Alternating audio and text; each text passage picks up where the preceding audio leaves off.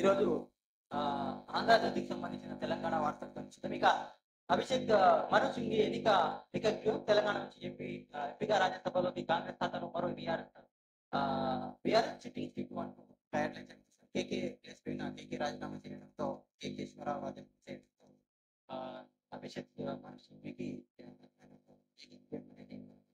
Rajya Sabha seat అది BRS కేకే కాంగ్రెస్ రాష్ట్ర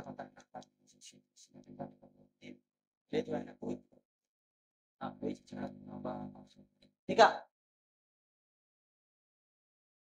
ఇక కవితకు బెయిల్ ఢిల్లీ మద్యం కేసులో మంజూరు చేసిన సుప్రీంకోర్టు తిహార్ జైలు నుంచి విడుదల చేసిన అధికారులు. ఇక కవిత పత్రపై ఈడీ సిబిఐలకు దర్యాప్తు ముగిసింది. ఈ కేసు విచారణ అప్పట్లో పూర్తి కాదు, అందుకే బెయిల్ మంజూరు చేస్తుంది ధర్మాసనం. ఈడీ సిబిఐలకు తీరుపై తీవ్ర వ్యాఖ్యలు.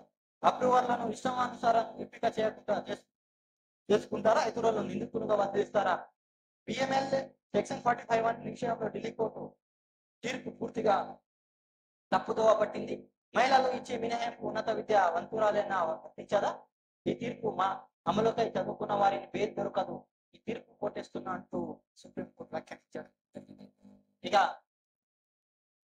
5 నెలల పైగా తిహార్ జైల్లో ఉన్న బీఆర్ఎస్ నాయకురాలు ఏబీఎస్ కవిత విముక్తి లభించింది. ఢిల్లీ మద్యం పాలసీకి సంబంధించిన మనీ లాండరింగ్ కేసులో ఆమె సుప్రీంకోర్టు మంగళవారం బెయిల్ మంజూరు చేసింది. విచారణ సందర్భంగా కేంద్రం దర్యాప్తు సంస్థలను సిబిఐ ఈడీ తీరును అత్యున్నత స్థాయి తీవ్రంగా తప్పుపట్టింది. నిందితులు ఇష్టానుసారంగా కొందరిని ఎంపిక చేసుకొని అప్రూవల్ గా మార్చుకోవడం ఏమిటి అని ప్రశ్నించింది. అలాగే మనీ లాండరింగ్ నిరోధక శాఖ కూడా వాళ్ళని ప్రశ్నించింది. ఇక జైలు నుంచి బయటకు వచ్చాక కుమారుని హత్తుకొని కవిత కట్టతోని పెట్టారు. ఇది బిడ్డ ఎట్లున్నావు కుమార్తెను ఫోన్ లో కేసీఆర్ పలకరింపు. నేడు హైదరాబాద్ కు రానున్న కవిత. ఇక మాకు టైం వస్తుంది, వడ్డీతో సహా చెల్లిస్తానని కవిత వ్యాఖ్యానించడం జరిగింది. విడుదల అయిన తర్వాత ఇక కాంగ్రెస్ బీఆర్ఎస్ ట్వీట్ ప్రోకో ఆ రెండు పార్టీ సమస్య కృషితోనే కవితకు బెయిల్ బండి సంజయ్ వ్యాఖ్యానించారు. ఇక బీజేపీ బీఆర్ఎస్ తోనే అంటూ పొన్నం ప్రభాకర్ కామెంట్ చేయడం జరిగింది. ఇక న్యాయం గెలిచింది కేటీఆర్ బండి వాక్యాల కోర్టు ధిక్కారని ధ్వజం చేశారు. ఆయన ట్విట్ లో కూడా ఎక్స్ లో కూడా ట్వీట్ చేయడం జరిగింది.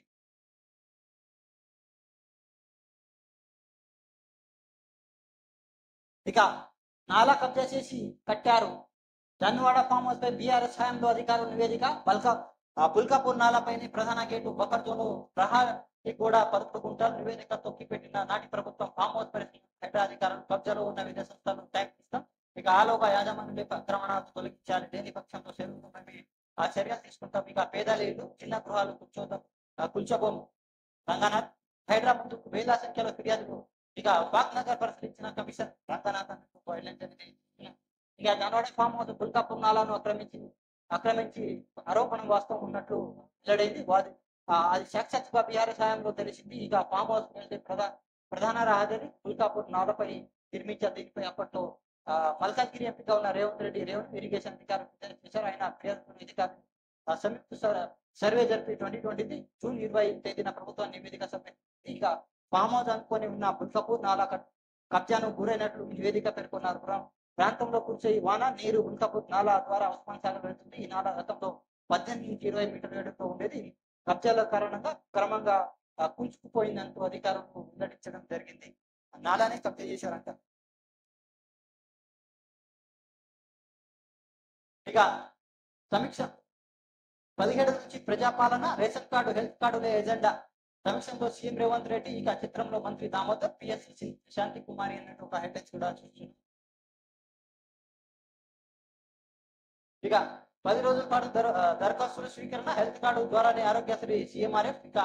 ఇక అధికారులతో సమీక్ష సీఎం రేవంత్ వెల్లడి. ఇక సీజనల్ వ్యాధుల పట్ల అప్రమత్తంగా ఉండాలి, రాష్ట్ర వ్యాప్తంగా నివారణ చర్యలు చేపట్టండి, అవధానంగా వ్యవహరిస్తే వారిపై సస్పెన్షన్.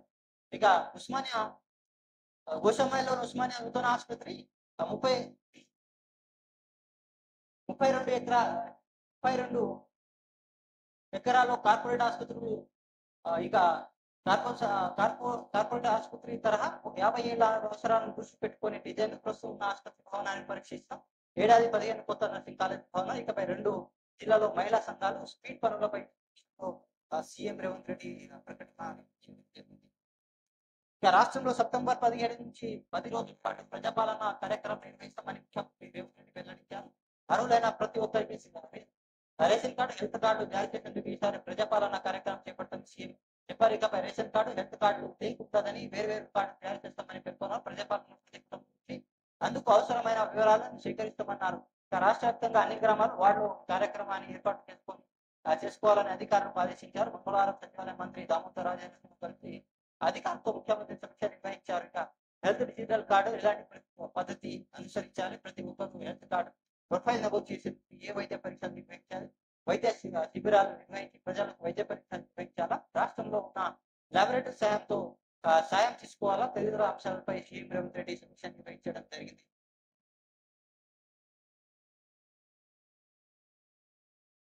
ఇక ఆపరేషన్ ముషి 12,000 కుటుంబాల తరలింపు సర్వసిద్ధం చేసిన ప్రభుత్వం నిరాశ ఆశ్రయాలకు పక్క ఇల్లు తరలింపు వేల ప్రత్యేక ఆర్థిక సాయం, పట్ట భూములను వారికి పరిహారం, టీడీఆర్ బ్యాంకులు ఉపాధి అవకాశాలు ఇప్పటికే పూర్తయిన ఇంటింటి సర్వే నిధుల కోసం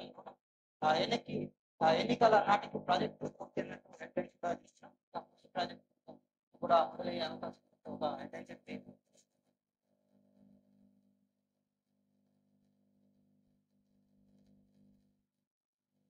ఇక డెంగీ కట్టడికి కంట్రోల్ రూమ్ ఏర్పాటు చేయాలని మంత్రి దామోదర్ ఆదేశం చేశారు. ఒక హైలైట్ ఎంపీ తెలంగాణ రోజుకు సిగ్నల్ వ్యాధులు పెరుగుతున్నాను. ముఖ్యంగా డెంగీ తీవ్రత ఎక్కువ ఉండడంతో దాని కట్టడిపై రాష్ట్రంలో కంట్రోల్ రూమ్ ఏర్పాటు చేయాలని వైద్య ఆరోగ్య శాఖ మంత్రి దామోదర్ రాజనరసింహ ఆదేశించారు. ఈ కంట్రోల్ రూమ్ ప్రజా ఆరోగ్య సంచాలకుడిగా అధ్యాయంలో పనిచేస్తుంది నిర్దేశించారు. సిగ్నల్ వ్యాధులు కట్టడిపై మంత్రి దామోదర్ ఉన్నత స్థాయి సమీక్ష నిర్వహించారు. ఇంకా సీజనల్ వ్యాధి కట్టడిపై ప్రజాప్రతినిధులు సంబంధించిన శాఖ అధికారులతో సమన్వయం తీసుకొని స్పెషల్ డ్రైవ్ నిర్వహించాలని సూచించారు. డెంగీ కట్టడిపై విద్యాశాఖ అన్ని విభాగాలకు జిల్లాలను పర్యటించి నివేదిక సమర్పించాలని మంత్రి అధికారులను ఆదేశించారు. సర్కారీ ఆసుపత్రులు వైద్యులు వైద్య సిబ్బంది అందుబాటులో ఉండాలని ప్రతి మంత్రి ఆదేశించారు. సిగ్నల్ వ్యాధులు అధికారులంతా అప్రమత్తంగా ఉండాలని సాధారణంగా బదిలీ తర్వాత కొందరు వైద్యులు బదిలీ చుట్టా చూడాలని అటువంటి వారంతా తక్షణం చేరాలని మంత్రి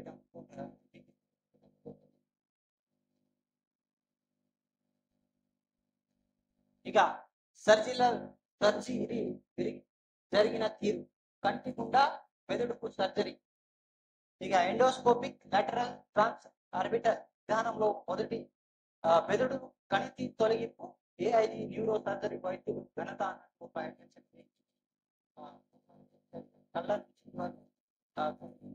ట్రీట్మెంట్ అనేది చేశారంటే సో వాళ్ళు ఎట్లా ట్రీట్మెంట్ చేశారు ఇక్కడ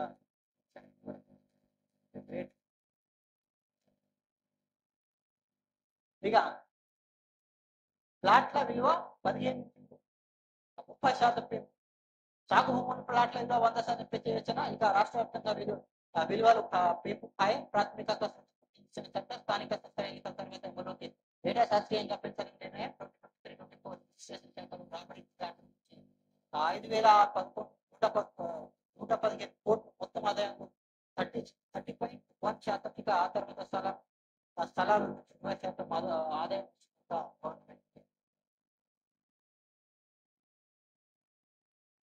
ఇక కలరాకు ఓరాల్ టీకా హిల్ కాల్ పేరుతో విడుదల 14 రోజుల వ్యాధిలో 2 సార్లు తెచ్చుకుంటే చాలు. ఇక 20 కోట్ల టీకాలు ఉత్పాదకత సామర్థ్యం భారత్ బయోటెక్ వెల్లడించడం జరిగింది. ఇక మాఫీ ప్రక్రియ మధ్యంలో ఉంది. వారం 10 రోజులు ఇంటింటికి సర్వే పూర్తి చేసి రేషన్ కార్డు లేని రైతులు ఇస్తాం. మరో 18,000 కోట్లు వారి ఖాతాలో జమ చేస్తామని కూడా వెల్లడించడం జరిగింది.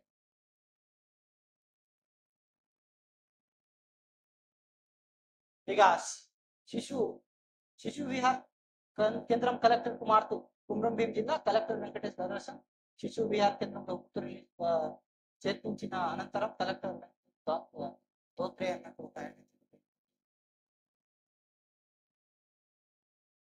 ఇక రాష్ట్రాన్ని వణికిస్తున్న విష జ్వరాలు. వరంగల్ మహబూబ్నగర్ జిల్లాలో 2 మృతి. మహబూబ్నగర్ జిల్లాలో అతిసారతో ప్రాణాలు కోల్పోయిన. ఇక అమ్మ అధ్యక్ష పదవికి మోహన్ లాల్ రాజీనామా. నటి రేవతి సంపత్ పై పోలీసులు ఫిర్యాదు చేసిన వ్యక్తికి స్వలాభ కోసం మీడియాకు చెప్పాం. విద్యార్థులలో రణరంగంగా కోల్కతా మమతా బెనర్జీ రాజీనామా చేయాలని డిమాండ్. ఇలాంటి పోలీసులు మోహరి గాల్లో కాల్పులు లాఠీచార్జ్ బంగాల్ బంద్ కు బీజేపీ జగన్ అన్నతో సజ్జన్ బతికాయ. ముంబైలో సజ్జన్ జిందాల్పై నటిని రేప్ కేసు ఇంకా ఆమెను దారి తెచ్చేందుకు ఏపీలో కేసు కౌంటర్ కేసు వ్యవహారంలో సజ్జల పాత్ర. నగమేఘాల మీద ముంబై వెళ్లి నటిని తల్లిదండ్రులను అరెస్ట్ చేసి చిత్రహింసాను రాజకీయ రాజకీయ ఆమె పేరుపై విడుదల ఆంధ్రప్రదేశ్ వార్తని